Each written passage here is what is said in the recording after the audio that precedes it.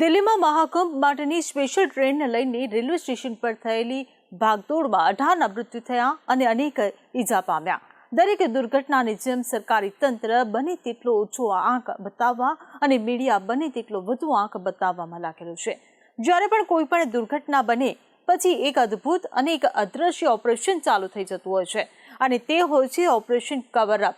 સાદી ભાષામાં કહીએ તો દુર્ઘટના પર ઢાંક પીછોડો કરવાની કાર્યવાહી. આ પ્રકારનું ઓપરેશન સામાન્ય રીતે કોઈ પણ પ્રકારની દુર્ઘટના બને પછી તરત જ એક્ટિવ થઈ જતું હોય છે. સામાન્ય સંજોગોમાં તે નિષ્ક્રિય રહે છે, પરંતુ દુર્ઘટના પછી ઓપરેશન કવર અપ જે રીતે એક્ટિવ થાય છે તે કાબિલે દાદ હોય છે. તેમાં જાણે અદ્રશ્ય અને અજાણ્યા હાથો અચાનક જ સક્રિય બની જાય છે.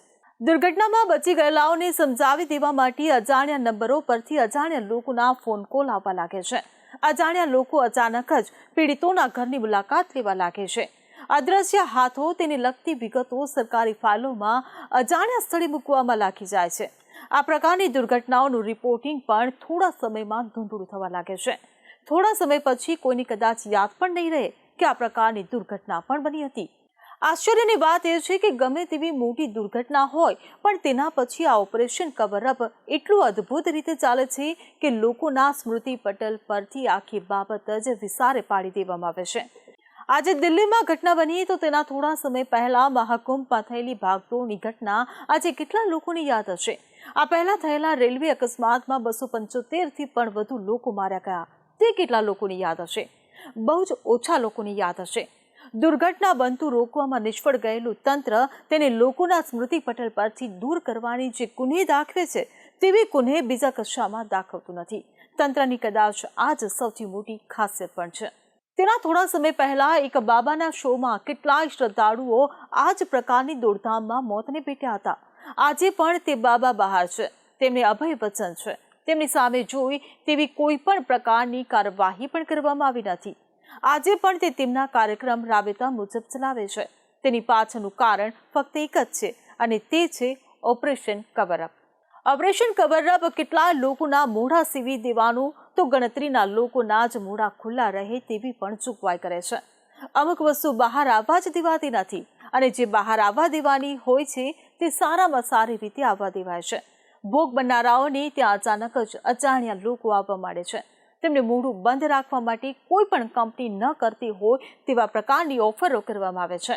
તેઓ જો આ ઓફરો ન સ્વીકારે તો ધમકીઓનો સિલસિલો થઈ જાય છે. કુટુંબની ઇજ્જત ઉતારવા સુધીની ધમકીઓ આપવામાં આવે છે. તેઓની નોકરીઓ પર અચાનક તબાહી આવે છે.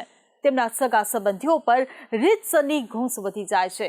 આવું કંઈ બધા સાથે થતું નથી, પણ જે અજાણ્યા ફોન કોલ્સ પર અજાણ્યા લોકોએ કરેલી ઓફરોને સ્વીકારતા નથી તેની સાથે થાય છે. ભોગ બનનાર તો આને પોતાનું નસીબ માની લે છે. આ ઓપરેશન કવર અપ દ્વારા એવું દર્શાવવાનો પ્રયત્ન કરવામાં આવે છે કે જાણે તંત્રની કોઈ ભૂલ જ ન હતી અથવા તો ઓછામાં ઓછી ભૂલ હતી. જાણે બધી જ ભૂલ દુર્ઘટનાઓનો ભોગ બનેલાઓની જ હતી. તંત્રએ તો ઉપરથી પીડિતોને મદદ કરી છે. આમાં અદ્રશ્ય યંત્રણા દુર્ઘટનાનું આખું ચિત્ર જ બદલી નાખે છે અને તેનો ભોગ બનનારાઓ પર તેની જવાબદારી ઠાલવી દે છે અને તંત્રએ તો બધું જ યોગ્ય ગોઠવ્યું હતું, પરંતુ ભોગ બનનારાઓ તેની બેદરકારીના કારણે તેનો ભોગ બન્યા તેવું જ આખું ચિત્ર ઊભું કરે છે.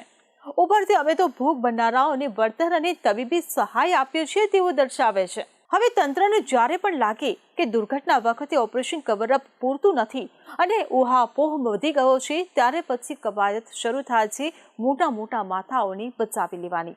તેના ભાગરૂપે બલીના બકરાની રીતસરની શોધ ચાલે છે અને છેવટે તેમાં નાનો માણસ જ વધારી દેવાય છે. બધો જ દોષનો ટોપલો તેના પર ઢોળી દેવાય છે.